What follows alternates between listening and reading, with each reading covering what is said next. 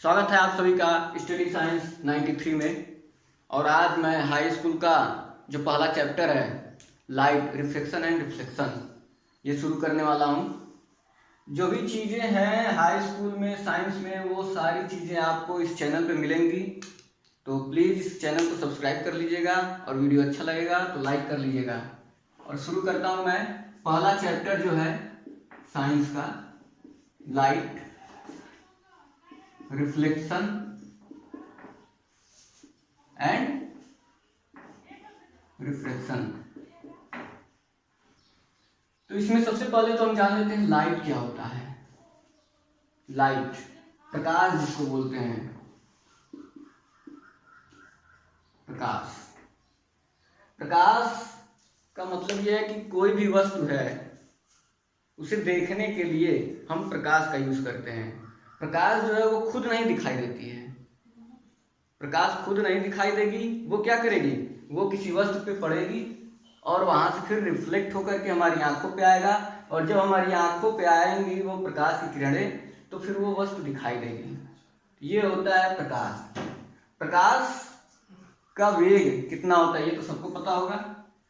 प्रकाश का जो वेग होता है 3 × 10⁸ मीटर पर सेकेंड, ये प्रकाश का वेग होता है। इसके बाद से प्रकाश के बारे में और कुछ तो ज़्यादा जानने की जरूरत है नहीं, बस इतना जान लीजिए कि जो प्रकाश होता है ये एक तरह का विकिरण होता है। विकिरण, कैसा विकिरण? वैद्युत चुंबकीय विकिरण होता है। वैद्युत चुंबकीय विकिरण। प्रकाश की सबसे बड़ी प्रॉपर्टी यही है, प्रकाश खुद नहीं दिखाई देता है, उसके द्वारा वस्तुओं को देखा जाता है। खैर, प्रकाश के लिए इतना बहुत है। अब आगे चलते हैं जो मेन टॉपिक है हमारा। मेन टॉपिक जो है प्रकाश का परावर्तन, ये हमें पढ़ना है। प्रकाश का परावर्तन, ये जो भी सीबीएसई बोर्ड पैटर्न का हिंदी मीडियम का जो भी वो किताब है, एनसीईआरटी की बुक जो आती है, उसी के आधार पे मैं पढ़ा रहा हूँ ये सब। यूपी बोर्ड के लड़के जो अधिकतर हिंदी मीडियम से, उनके लिए काफ़ी लाभदायक है। और जो इंग्लिश मीडियम से पढ़ते हैं उनके लिए भी अच्छा ही है।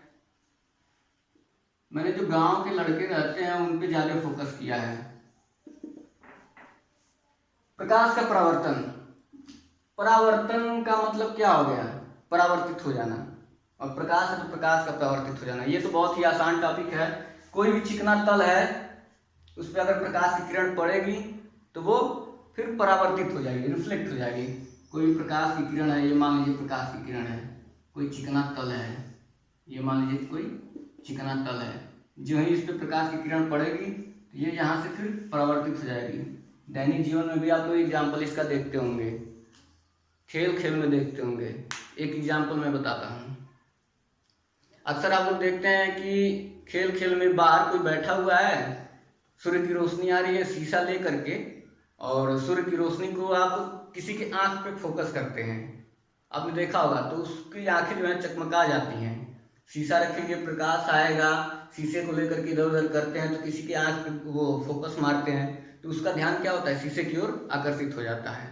वही प्रकाश का परावर्तन है। उसमें होता क्या है, प्रकाश की किरण आई और ये शीशा जो है वो चिकना तल है, उस तल से फिर परावर्तित होके और जिस पे हम फोकस कर रहे हैं उसके ऊपर चला जाता है, तो ये परावर्तन हो गया। जैसे ये चिकना तल है, प्रकाश की किरण आई और यहाँ से परावर्तित हो गई। तो हम परिभाषा अगर देखें क्या देंगे इसका, तो कहेंगे कि कोई भी चिकना तल या पालिशदार तल है, उससे प्रकाश का जो परावर्तन होता है वो उस पर अगर प्रकाश की किरण पड़ती है तो वो फिर उसी माध्यम में वापस लौट जाती है, और इसी को कहते हैं प्रकाश का परावर्तन। ये हो गया प्रकाश का परावर्तन।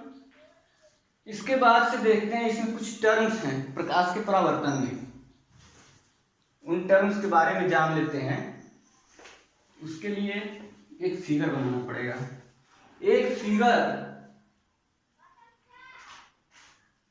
एक जो फिगर है उसको अगर बना दिया जाए और अगर आपके दिमाग में बैठ गया तो प्रकाश के परावर्तन में पूरा जो प्रकाश का परावर्तन होता क्या है, उसके नियम या जो भी उसके रूल्स और रेगुलेशंस हैं, सब कुछ उसी से क्लियर हो जाएगा। केवल एक फिगर ध्यान से देखिएगा, उस फिगर को मान लीजिए ये कोई चिकना तल है, चिकना तल है, बना लीजिए चिकना तल, चिकना तल या दर्पण कह लीजिए, M1 M2 ये हो गया दर्पण। अब इसके बाद से एक प्रकाश की किरण हम इस पे डालते हैं। मान लीजिए कोई प्रकाश की किरण है, वो इस चिकने तल पे आकर के टकराती है इस बिंदु पे, ये A ये B, ये प्रकाश की किरण आई। टकराने के बाद क्या होगा, अभी मैंने बताया प्रकाश का परावर्तन क्या होता है कि किसी चिकने तल से टकरा करके जो प्रकाश की किरण है वो फिर उसी माध्यम में वापस लौट जाती है, और यही प्रक्रिया जो प्रकाश का परावर्तन कहलाता है। तो ये आया और चिकने तल से टकरा करके फिर ये वापस लौट जाता है, इधर चला जाता है, ठीक।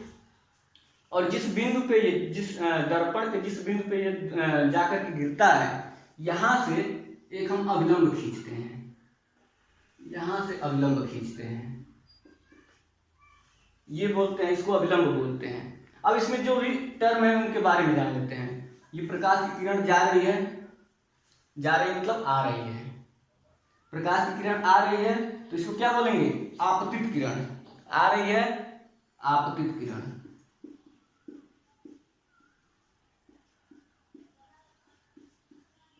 ये आपतित किरण। इंग्लिश भी जानते रहिए आप लोग, इंसिडेंट रे, ये आपतित किरण हो गई। और ये क्या हो रहा है, परावर्तन के बाद जा रही है, परावर्तन के बाद, तो ये क्या हो जाएगा, परावर्तित किरण, परावर्तित किरण। इसको इंग्लिश में क्या बोलते हैं,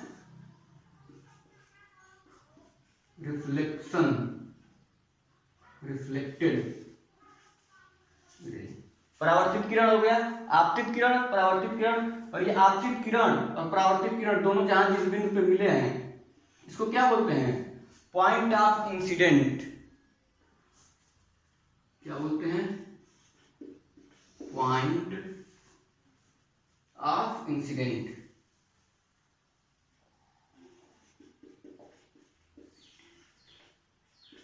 हिंदी में क्या बोलते हैं, आपतन बिंदु पर अविलंब, ये आपतन बिंदु है, ये आपतन बिंदु है, आपतन बिंदु, आपतन बिंदु। और ये क्या है, अविलंब है, नॉर्मल, एन लिखा ही है, नॉर्मल है, अविलंब बोलते हैं इसको। ये है दर्पण, बस इतना याद रखिए। अगर ये क्लियर है आपका, हाँ एक चीज और, ये कोण बन रहा है, ये अविलंब और ये आपतित किरण, इनके बीच जो कोण बन रहा है इसको क्या बोलते हैं,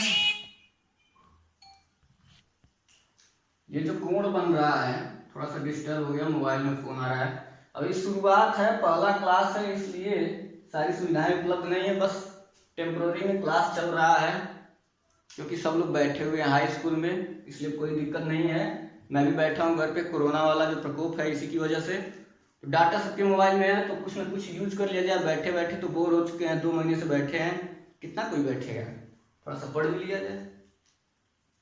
और हाई स्कूल है इस बार कुछ लड़कों का, तो फिर उनको तो पढ़ना जरूरी है, पास तो होना ही है, ऐसा नहीं कि 1 साल तक चलता रहेगा, अब 2-4 महीने में खत्म तो होगा ही होगा। तो खैर छोड़िए, अपने टॉपिक पे आते हैं। ये आपतित किरण है और ये अविलंब। आपतित किरण और अविलंब के बीच जो कोण बन रहा है, इस कोण को बोलते हैं एंगल ऑफ इंसिडेंस। कहां लिखते हैं, यहां लिखते हैं,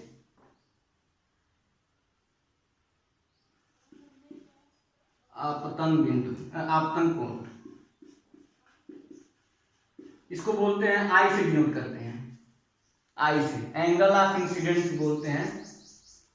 और ये जो है इस कोण को बोलते हैं आर, एंगल ऑफ रिफ्लेक्शन। इसको क्या बोलते हैं, परावर्तन कोण, परावर्तन कोण।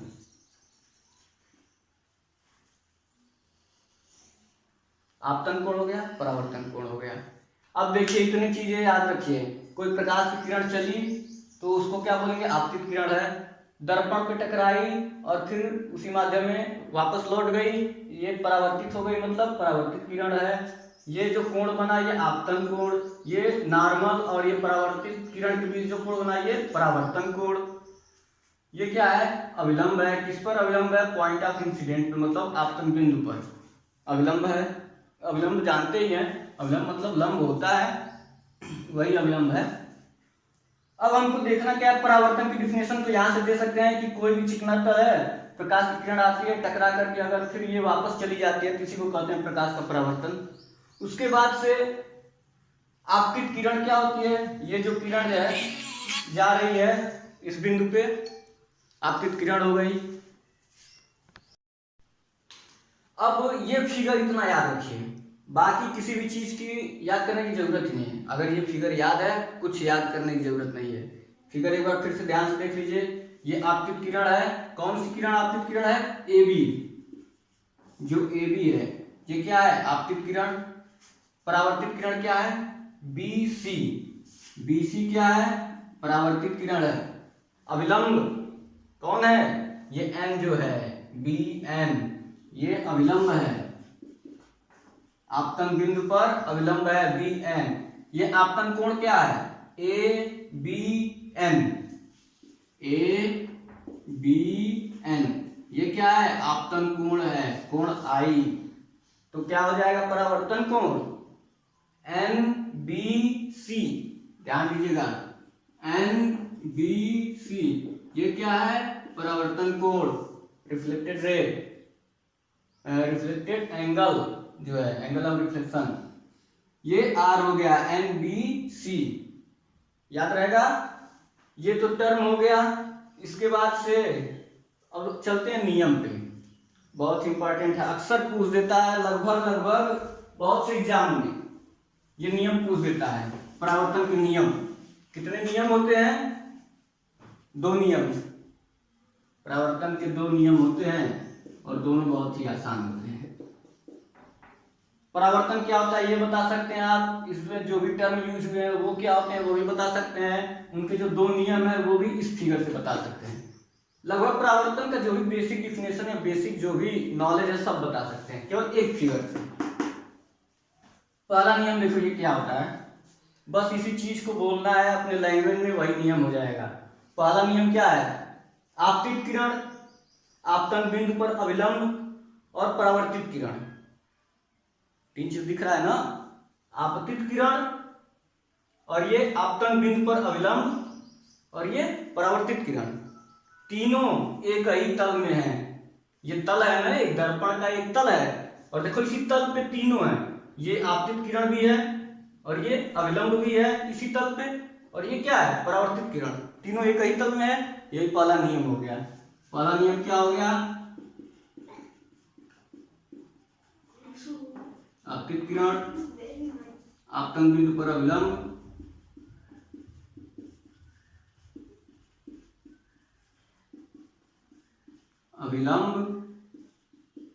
और परावर्तित किरण।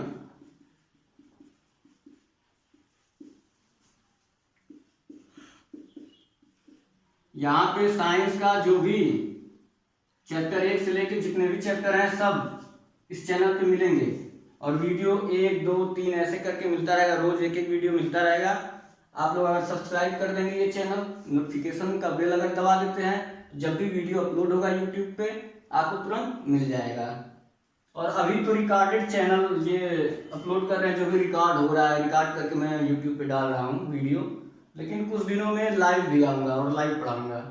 फिलहाल ज़्यादा सुविधाएं हैं नहीं, बस घर पे बैठा हुआ हूँ तो जो है उसी से काम चला रहा हूँ। अब आप लोग बैठे हुए हैं, इससे अच्छे कुछ पढ़ ही ले, जो भी है मेरे पास उसी से पढ़ा दूँ, फिर धीरे धीरे अब थोड़ा मार्केट खुले उसके बाद से फिर लाइव क्लास के लिए व्यवस्था की जाएगी। ये जो नियम है, परावर्तित किरण तीनों एक ही तल में होते हैं।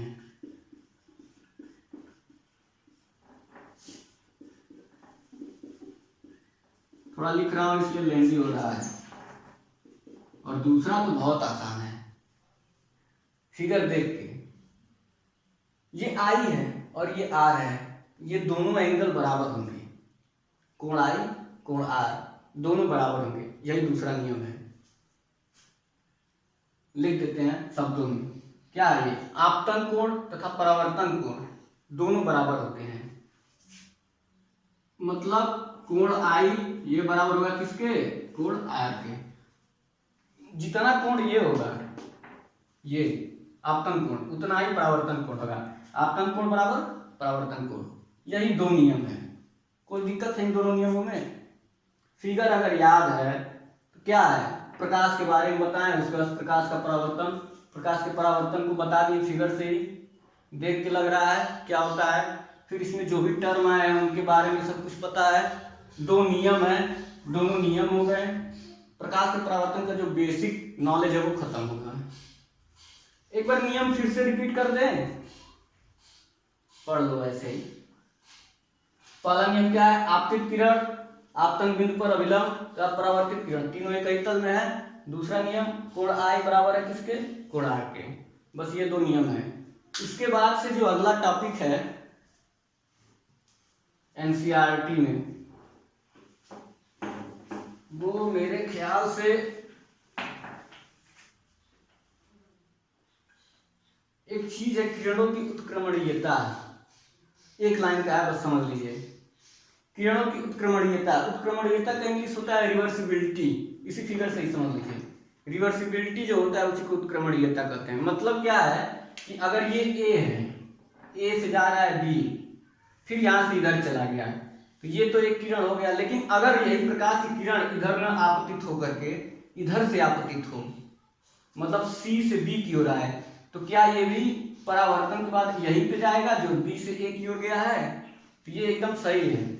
अगर इधर से किरण जाती है इधर, तो इधर से अगर किरण आएगी सी की ओर से, तो वो ए की ओर जाएगी। क्यों? क्योंकि ये दोनों कोण जो है वो बराबर होते हैं। तो यही जो प्रॉपर्टी होती है, यही उत्क्रमणीयता, रिवर्सिबिलिटी। रिवर्सिबिलिटी मतलब क्या है, उल्टा। जो इधर से हो रहा है वही काम उधर से हो रहा है, इसी को बोलते हैं कि ये रिवर्सिबिलिटी हो रही है। इसलिए हेडिंग एक छोटा सा दिया हुआ है, प्रकाश किरणों की उत्क्रमणीयता। तो इसी से समझ में आ रहा है प्रकाश किरणों की उत्क्रमणीयता, जो प्रॉपर्टी इधर से है वही प्रॉपर्टी इधर से है। इसके बाद से इसको साफ करते हैं। अगला टॉपिक जो है वो देखते हैं, छोटा सा एक और टॉपिक है, खत्म कर लेते हैं। उसके बाद फिर अगला क्लास में देखा जाएगा जो भी आगे होगा। आप लोग एक कॉपी ले लीजिए, पेन ले लीजिए, जैसे क्लास में बैठते हैं उसी तरह से बैठिए। आधे घंटे का, आधे घंटे 20 मिनट 25 मिनट जैसा भी होगा, कंटेंट उस हिसाब से वीडियो होगा। और उतने देर आप लोग बिना किसी शोरगुल के एक कमरे में बंद करके जैसे समझिए कि हम क्लास में बैठे हुए हैं, उसी तरह से पढ़ते रहिए। कोई दिक्कत नहीं है, आपका सिलेबस भी धीरे धीरे खत्म हो जाएगा। इधर उधर जाने की भी जरूरत नहीं है। जो लोग कोचिंग नहीं जा पाते हैं या फिर स्कूल नहीं जा पा रहे हैं, कोई स्कूल बंक कर दिया किसी वजह से नहीं जा पाया, तो वो प्लेलिस्ट अभी बनाएंगे, उसमें आप जाएंगे तो हर एक एक चैप्टर अलग अलग मिलेगा आपको, और उस चैप्टर में एक एक टॉपिक मिलेगा लाइन से। ये पहले दिन का वीडियो, दूसरे दिन का, तीसरे दिन का, इस तरह से मिलता रहेगा। जो भी आपको वीडियो देखना होगा उस चैप्टर में जाइएगा, उस टॉपिक पे क्लिक करिएगा और वो वीडियो चालू हो जाएगा। पूरी किताब साइंस की एक ही चैनल पे मिल जाएगा आप लोगों को। तो अगला टॉपिक है प्रतिबिंब।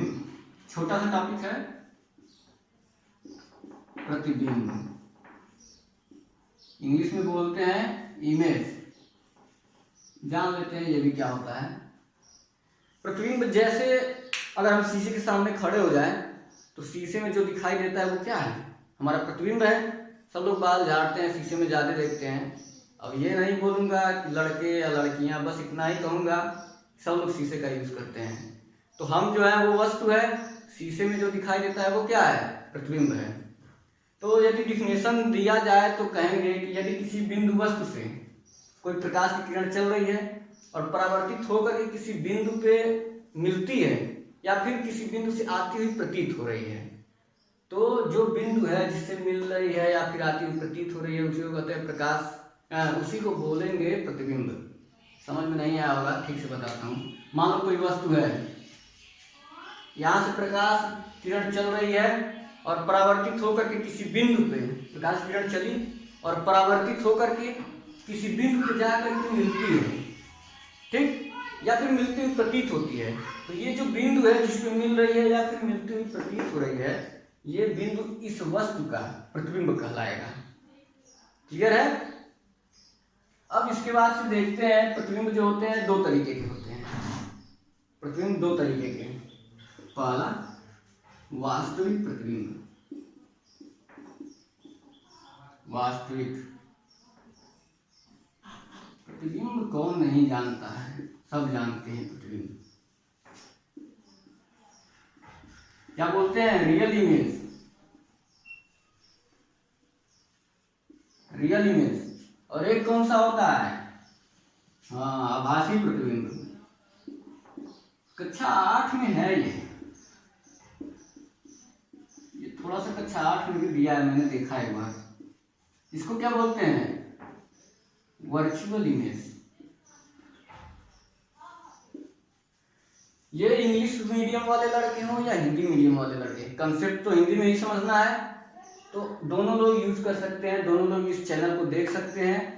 हिंदी मीडियम वालों के लिए खास करके ये चैनल है, क्योंकि मैं कोचिंग जब पढ़ा रहा था तो हिंदी मीडियम के ही लड़के थे, तो इसलिए मैंने सोचा गांव में अधिकतर हिंदी मीडियम के ही हैं और वो बैठे हुए हैं तो फिर कुछ उनका भी यूज हो जाए।